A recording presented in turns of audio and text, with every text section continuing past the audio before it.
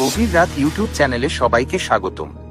আজ যে গল্পটা বলবো সেটা নিছক কোনো কাহিনী নয়, এটা এক বিভীষিকাময় সত্য যা শহরের বুকে ঘটেছিল বহু বছর আগে, আর আজও সেই রাতের কথা ভাবলে গা শিউরে ওঠে।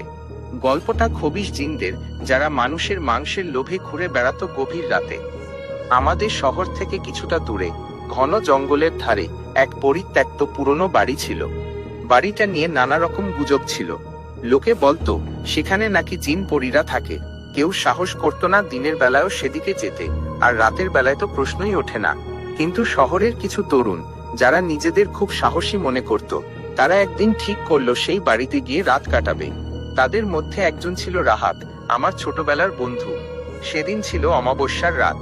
আকাশে চাঁদ ছিল না, তারাদের আলো ঢাকা পড়েছিল মেঘের আড়ালে। রাহাত আর তার তিন বন্ধু ফরহাদ, সজল আর নিহাল টর্চ আর কিছু শুকনো খাবার নিয়ে রওনা দিল সেই পরিত্যক্ত বাড়ির দিকে। বাড়ির ভেতরে ঢোকার পর থেকেই তারা একটা অস্বস্তি অনুভব করছিল। ঘরের কোণে অদ্ভুত ছায়া নড়াচড়া করছিল, আর কানে আসছিল ফিসফিসানির মতো শব্দ। তারা সাহসী হওয়ার ভান করে হাসি ঠাট্টা করছিল, কিন্তু প্রত্যেকের চোখেই ছিল ভয়ের ছাপ। রাত যখন আরো গভীর হলো, হঠাৎ একটা বিকট শব্দে সবাই চমকে উঠল।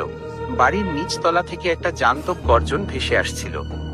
রাহাত আর তার বন্ধুরা ভয়ে জড়সড় হয়ে গেল।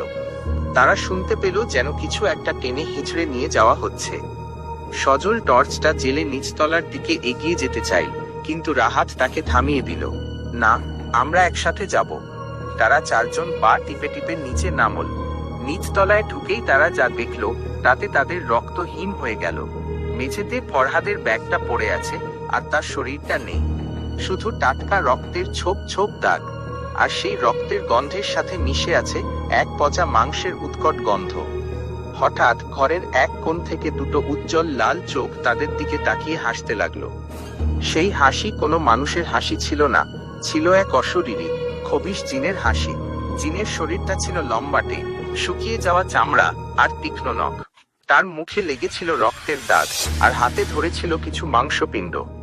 রাহাত, সজল আর নিহাল চিৎকার করে উঠল। তারা দৌড়ে পালানোর চেষ্টা করলো, কিন্তু জিনটা বিদ্যুতের গতিতে তাদের পথ আটকে দিল। জিনটা নিহালকে এক ঝটকায় তুলে নিল। নিহালের শেষ চিৎকারটা বাতাসে মিলিয়ে গেল যখন জিনটা তাকে নিয়ে অন্ধকারে মিলিয়ে গেল। রাহাত আর সজল কোনো মতে বাড়ির বাইরে বেরিয়ে এলো, কিন্তু জঙ্গল থেকে ভেসে আসছিল সেই বিভীষিকাময় হাসি। তারা জানত জিনটা তাদের তাড়া করছে। দৌড়াতে দৌড়াতে সজলের পা মচকে গেল। রাহাত তাকে টেনে তোলার চেষ্টা করলো, কিন্তু ততক্ষণে জিনটা তাদের কাছে চলে এসেছে। সজলের শেষ আর্তনাদ শুনে রাহাত কোনো মতে নিজেকে বাঁচিয়ে শহরে ফিরতে পারল। সেদিনের সেই ঘটনা রাহাতকে চিরদিনের জন্য বদলে দিয়েছে। আজও সেই রাতের কথা মনে পড়লে সে ভয় কাঁপতে থাকে। সেই খবিশ জিনগুলো আজও হয়তো গভীর রাতে শিকারের সন্ধানে ঘুরে বেড়ায় মানুষের মাংসের লোভে।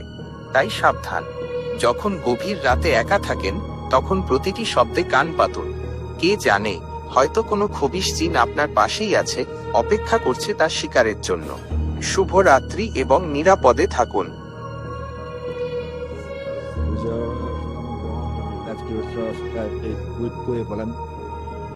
Kỳ không là ra có đồng tiền tại Pink Pizza ra này số của là này của. Cái gì là cái